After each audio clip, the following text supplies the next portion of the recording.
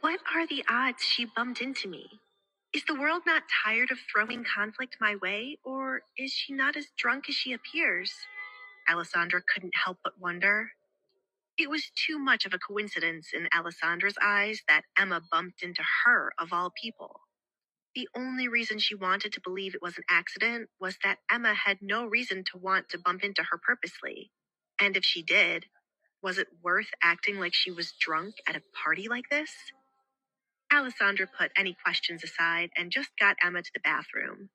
She would not force Edgar to help her hold Emma because she wished to avoid him getting involved in trouble with Oliver, who wanted every chance to do something to her husband because of unrequited feelings. Alessandra and Emma followed Edgar to a bathroom. Once they reached it, Edgar remained outside to give the two privacy. Please let me know if you feel like throwing up. I don't want anything to get on you or the floors. How much did you have to drink before what was in the glass spilled on me? I am not asking to have something to talk about with other women. I am not fond of gossiping about someone, especially at a moment like this when you need help. I need to know so I can have Edgar find someone to take you home, said Alessandra. To behave like a drunkard at a party like this, full of people with great titles, was sure to ruin Emma's reputation. People would distance themselves from her because she was not acting ladylike in their eyes.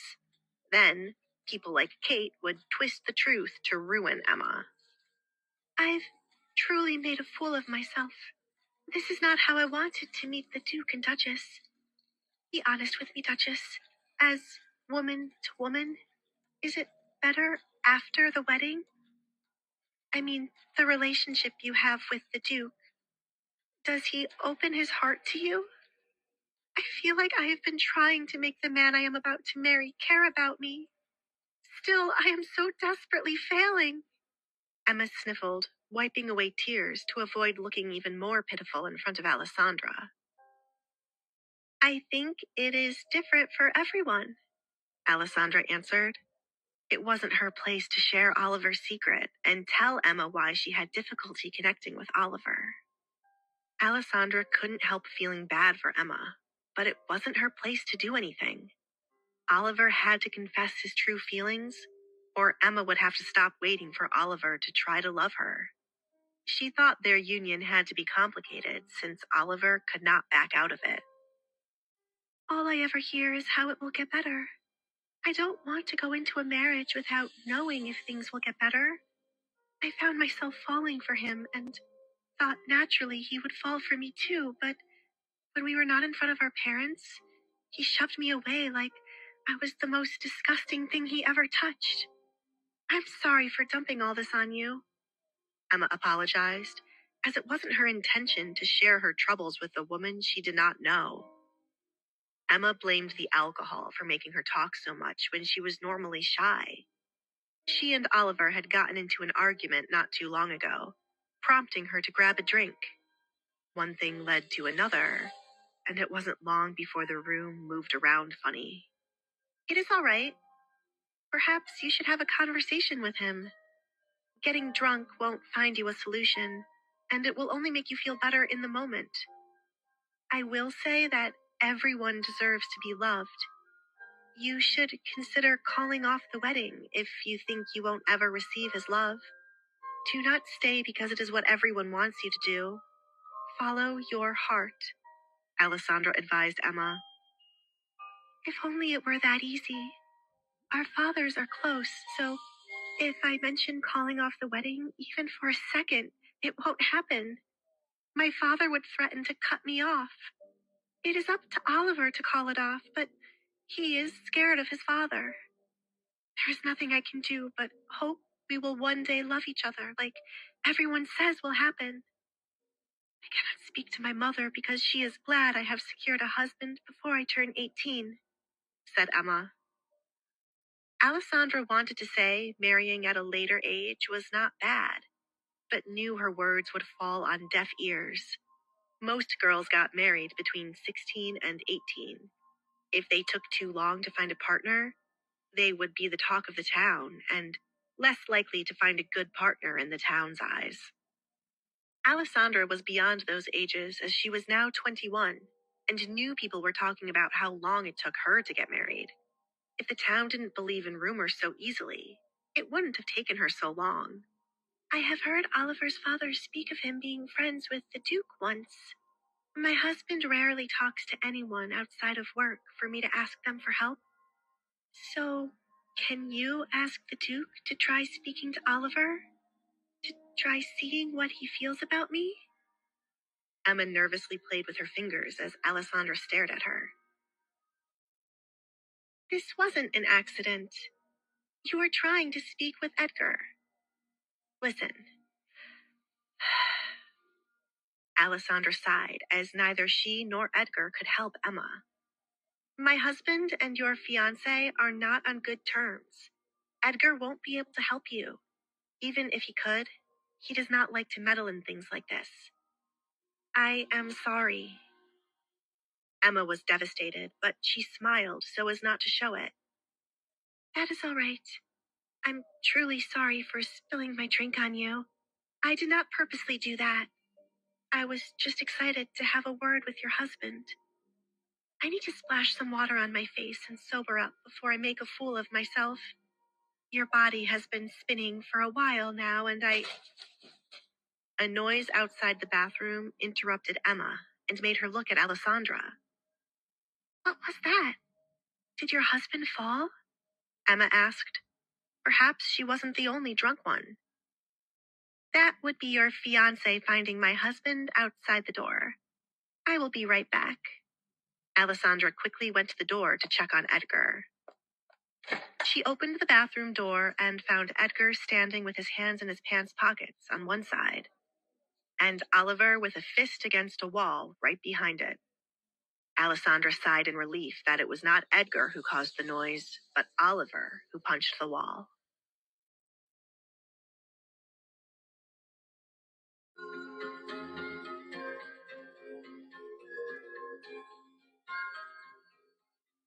She is inside washing her face.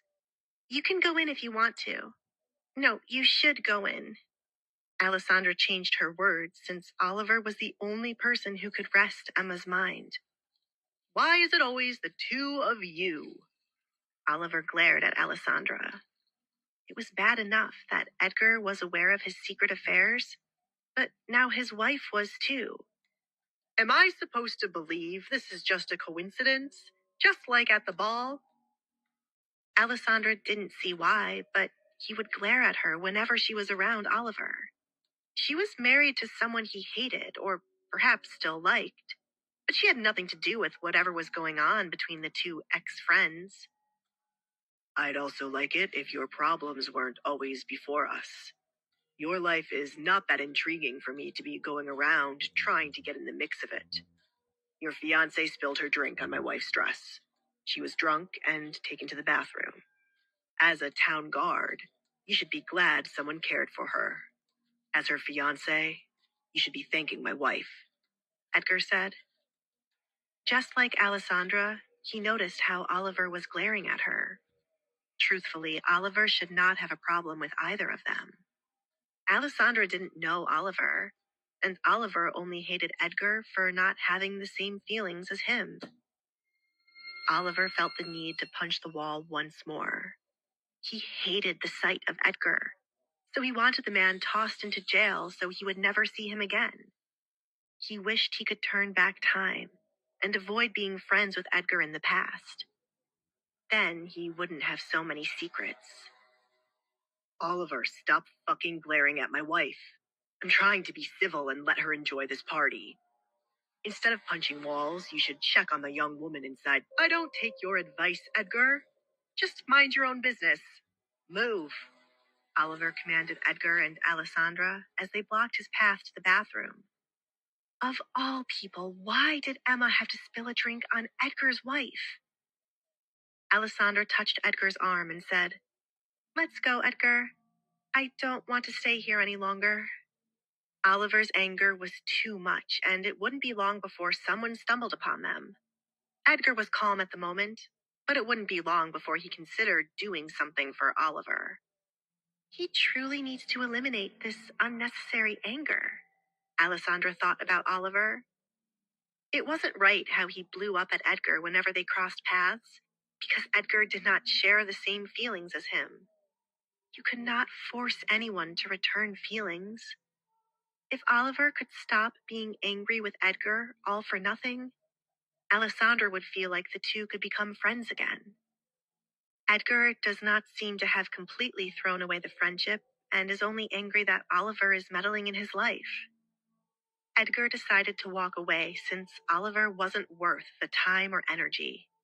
He focused on Alessandra instead of the fuming man and held her hand to lead her back to the party. You must be ecstatic that no one has any leads for who killed your maid. Once again, you use your connections to get away with murder. I won't give up until I find out what happened to that maid, whether it was you or your mother, Oliver declared as the couple walked away. He furrowed his brows when he heard Edgar laughing at him as he walked away. What was so funny?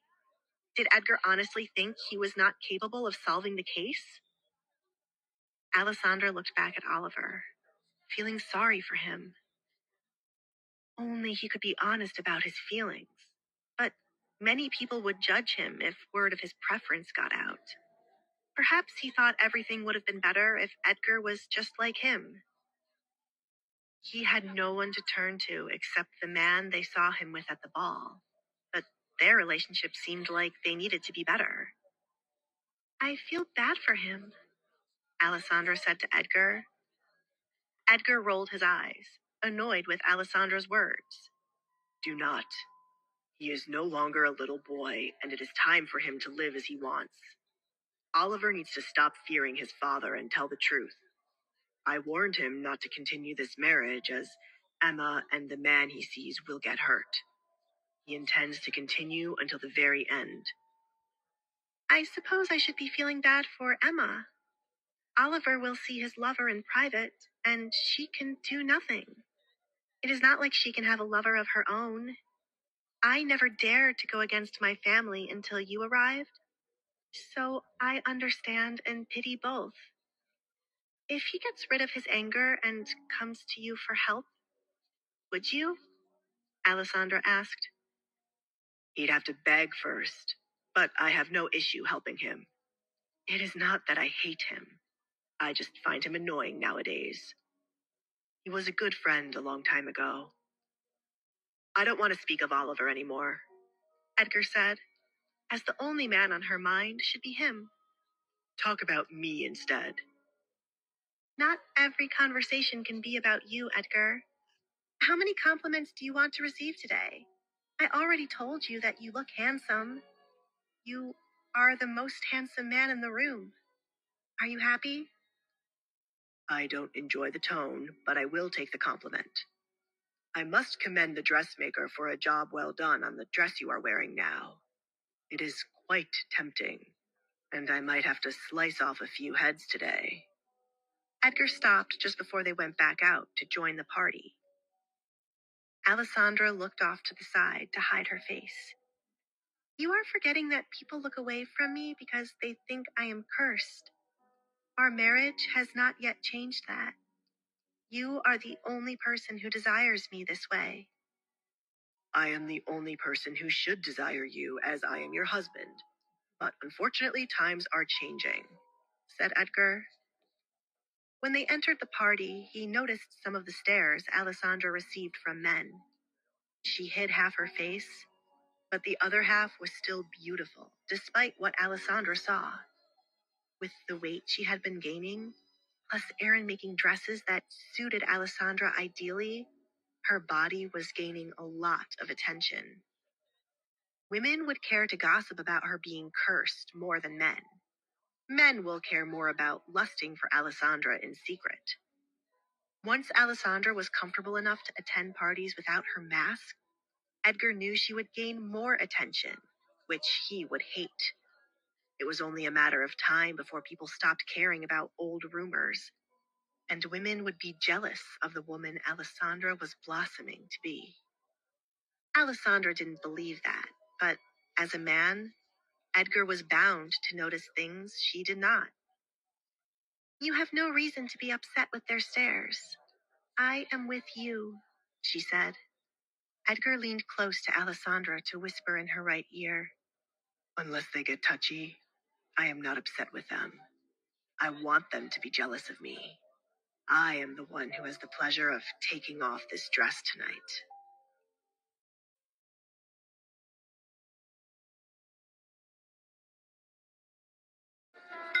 Edgar was pleasantly surprised that Alessandra had not rejected the fact that he would be taking off the dress when they returned home. Usually, Sally would rush to the room to help Alessandra, but it seemed his wife wanted otherwise tonight. He only teased her, but he wouldn't turn away a golden opportunity. Edgar was now more interested in returning home than participating in the party, though they had been here only a short time. We should return to the party before others start to wonder where you are, and more people find out about Emma, Alessandra said, stepping away from Edgar to return to the party area first. She felt hot, but it wasn't the heated room that was making her feel this way. Once again, Edgar wished Alessandra knew that her running away would always entice him. He would be on his best behavior and hold out until they returned home. They both returned to the party, and by this time, Hazel and Tobias had arrived, so everyone was focusing on the royal duo. Edgar! Tobias called out to Edgar as soon as he spotted his friend. He took Hazel's hand and gracefully walked over to Edgar and Alessandra. Where are the two of you coming from? A little quick one in the bathroom? I remember those good old days where... Hazel stepped on Tobias's shoes to close his big mouth. Why would he bring up something like that now when many eyes were on them? Tobias paid no attention to the heel pressing down on his shoe. There was nothing wrong with a bit of pain. Hazel's angry side always got him horny. Before I was so rudely interrupted, I was going to say that I remember the days when I couldn't stay away from my wife during the early days of our marriage. You young folk have it nice. We're the same age, you idiot. Edgar rolled his eyes. He was 2 weeks older than Tobias. Hazel ignored what the two men discussed and focused on the most important person here. Sandra, it has been so long since I have seen you. Did you enjoy your trip out of town? What was it like? It was fun. The weird weather ruined some parts of it, but I still enjoyed myself. And I met some of Edgar's family. Have you been well? Alessandra asked. Hazel took a deep breath as she thought about the past week. Life has been hectic. The winter ball to celebrate Tobias's birthday is always stressful. I don't know why he threw a ball a few weeks ago when the winter ball already requires so much attention. Then there are the lectures for me because I have not provided an heir yet. It feels nice to get out of the palace. Alessandra couldn't imagine what it was like to be in Hazel's place. Rose and Alfred were waiting for an heir to raise the child and enjoy its company. But they would not be as demanding as the people in the palace. As Hazel was queen, she would be reminded each way she turned to have an heir quickly for the kingdom's sake. If you ever want to escape the palace, please come to our home. I will help take the stress away, she offered. Hazel smiled and seriously considered taking Alessandra up on her offer. Tobias often snuck away from the palace to visit Edgar, so why shouldn't they do the same? I am planning my first party at our home, and will invite only young ladies to attend. Once the list has been completed, I will send out the invitations. You are invited, Alessandra informed Hazel, and Linda for certain. Wonderful. I am glad you are here because I wanted to personally invite you to a gathering that will take place in the palace tomorrow. I hope you are not busy as it is for young women in Lockwood. I do not plan it, though that is what people think. The palace has it every year to bring together young women from prominent families. As queen, I play the host. You can attend to make new friends and Get an idea of who to invite to your party, said Hazel. Hazel added that to convince Alessandra to attend. You can stick by my side, and let us not forget our plan. That is the reason why I want to hold a party. I would love to attend tomorrow. What plan is this? Are the two of you plotting something behind your husband's backs? Tobias interjected, as Hazel had not mentioned her plan with Alessandra. She was the one to say married couples should not have secrets, but here she was, being secretive. Stay out of our business, Tobias. Look, Linda's grandfather is waving at you. He must want to speak with you and Edgar. Go on. I will keep Alessandra safe by my side. Hazel shooed the two men away. Alessandra smiled to show Edgar she would be all right. They only had to be concerned about Kate. But she would not do anything if she acted like an angel before Simon. Then there was Hazel beside her, so she did not need Edgar to stick beside her like glue. It won't take long, lover boy, Tobias teased Edgar. At first, he wasn't a fan of their marriage, but he was starting to enjoy this new side of Edgar. Oh, how quickly he has eaten his words, he thought. Tobias wished there was some way they could rewind to when Edgar cursed him out for mentioning marriage. Now look at him, all in love and shit, killing fathers and punching relatives. I could honestly cry for this heartless bastard. He truly does have a heart. As they left the two women, Tobias placed his hand on Edgar's shoulder and said, I am proud of you, Edgar.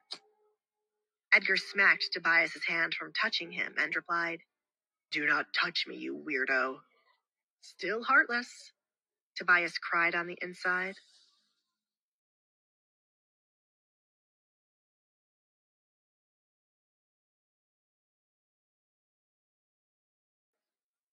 Is there something wrong?